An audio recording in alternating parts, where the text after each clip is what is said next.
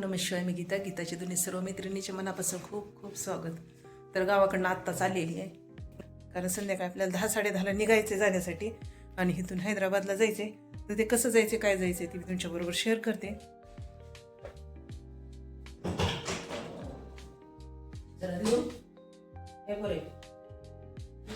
Bye bye bye. नीट राहा बरं का, पण नीट सगळं घर आवरा व्यवस्थित.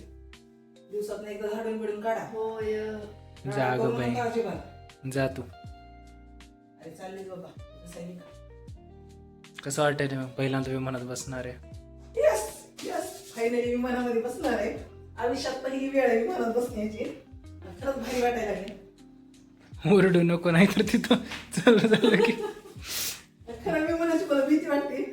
चुकून तिथं वरडावरडी करून मी म्हणजे झालं, कारण रात पाळण्यामध्ये एवढी भीती वाटते आणि थोडाफार तसंच होतंय म्हणजे विमानामध्ये. मी फक्त वरडून चला किती 9:45 वाजले. तर आता जायचं इथून हैदराबादसाठी. चला आता निघतो आणि फायनली बाय. बाय, जा. Happy journey. Thank you. Same to you. नाही म्हणणार मी. जा, लय झालं.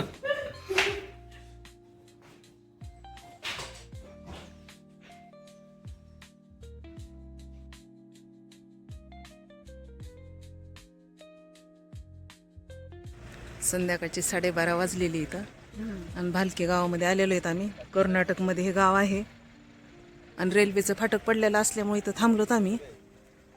फाटक निघण्याची आणखीन वाट बघायला लागलो. आता कधी फाटक उघडतंय त्याच्यानंतर मग गाडीमध्ये बसायचं आणि पुढचा प्रवास सुरू होणार.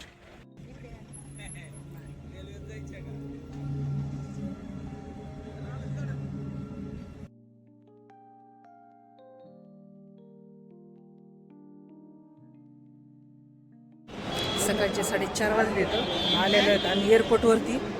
तुम्हाला दाखवते पाठीमागचं व्ह्यू बघा. एअरपोर्टवरती आलेलो आहे, भरपूर सारी गर्दी आहे. सकाळचे 4:15 वाजले तर एखादा तास टाईमपास करून झालेला होता. पूर्ण परिसर हे पाहून घेतला होता. वॉशरूमला हे आम्ही जाऊन आलो. आता आमची चेकिंग होणार होती, म्हणजे आतमध्ये सोडण्यासाठी फक्त आधार कार्ड जे आपले कागदपत्र आहेत बरोबर घेऊन गेलेले त्याची चेक करून आम्हाला ते आतमध्ये सोडणार होते. त्याची चेकिंग झाली आणि आलो. फायनली आम्ही आतमध्ये. मस्त वाटायलं होतं, भारी वाटायलं होतं. एवढा मोठा परिसर, एवढं भव्य दिव्य बघून खरंच खूप छान वाटायलं होतं. माझी तर पहिली वेळ असल्यामुळं मला प्रत्येक गोष्ट हे नवीन होती माझ्यासाठी. नंतर आलो आम्ही. जे आपण ट्रॉली बॅग नेलेली आहे त्याची चेकिंग होणार होती, त्याचं वेट ते तपासलं जाणार होतं आणि ते बरोबर नंतर ते त्यांच्याकडेच ठेवून घेतात. ज्यानंतर आपण एअरपोर्टवर दुसऱ्या जाऊ त्यावेळेलाच ते आपल्या हातामध्ये देतात. तर मग ते सील ते झालं आणि जे छोट्या बॅग होत्या बरोबर ठेवलेल्या त्याची पण चेकिंग करून घेतात ते आणि आपलीही चेकिंग करून घेतात. मग त्या बॅग हे आम्हाला हातामध्ये भेटल्यात. आता त्याच्यामध्ये कसंही नाही म्हणलं तरी अर्धा तास आपला जातो आणि सगळी चेकिंग हे झाल्यानंतर आम्हाला आणखीन 4 तास होते फ्लाईटसाठी. तर मग आता टाईमपास सुरू होता आमचा, इकडं तिकडं पाहणं करणं.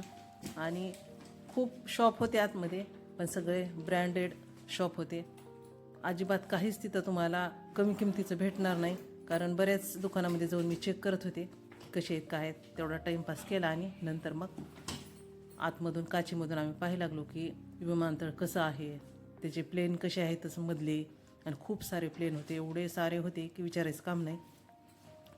बघून बघून कंटाळलो आता, कारण किती वेळ बघणार ना. मग नंतर आतमध्ये पण शॉप बघायला सुरू केले. जवळपास 8,500, 10,000, 15,000च्या बॅग होते त्या छोट्याच. ते झालं पाहून आता. नंतर आणखीन आम्ही विमान हे बघत बसलो कसे उडतात कसे नाही. आणि नंतर म्हणलं चला आता पेटपूजा केली पाहिजे थोडीशी. आणि तिथंही सगळं खाण्याच्या वस्तू महाग. मग फायनली आता चहा घ्यायचं ठरवलं आणि चहा यांनी घेऊन आले आमच्यासाठी. आणि जवळपास एक चहाचा कप 180 रुपयाला होता. आणि ह्या किमती बघून सगळेजण आम्ही हसायलो होतो की 750-800 रुपयाला आम्हाला चहा पडला होता चौघांचा. चहा हे घेतला आणि आता विमानतळावरनं विमानापर्यंत जायला एक त्यांची बस असती, तर त्या बसमध्ये फायनली आम्ही आता बसलेलो इथं. आणि कसं असणार आहे काय असणार आहे हे सगळं मनामध्ये चालू होतं. आणि विमानापर्यंत पोहोचलो आम्ही. तिथं नंतर आणखीन एकदा चेकिंग होती आपली आणि ते चेक करून आपल्याला ते वरती सोडतात. आणि मनामध्ये आनंद म्हणजे काय शब्द नाहीत मला सांगायला, की मला भीती पण आहे आणि आनंद पण आहे. सगळं मिक्स चालू होतं, त्याच्यामधून फोटो काढणं, व्हिडिओ काढणं, सगळा गोंधळ माझा चालू होता. सगळे एकसाथ करणं आणि फायनली आता सीटवरती येऊन आम्ही बसलो. आणि जे आपली विंडो असते ती विंडो मी वरती उघडली आणि पाहायला लागले नेमकं कसं आहे, काय आहे, कसं दिसतंय. आणि खूप छान वाटायला लागलं होतं. मग ते हवाई सुंदरी असतात ते 2-3, तर ते आल्या होत्या. त्यांनी सांगितलं सीट बेल्ट कसे लावायचे, सगळं काय झाल्यानंतर काय करायचं हे त्यांनी 10-15 मिनिट सांगतात.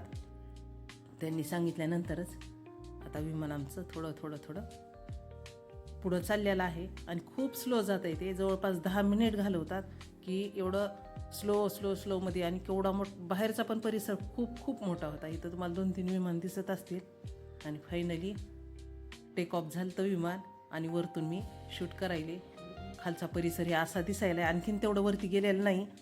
आता मी नंतर तुम्हाला झूम करून पण दाखवणार आहे की एवढं पहिल्यांदा छोटं दिसतंय आणि नंतर झूम केल्यानंतर आणखीन ते थोडंसं मोठं दिसणार आहे तुम्हाला.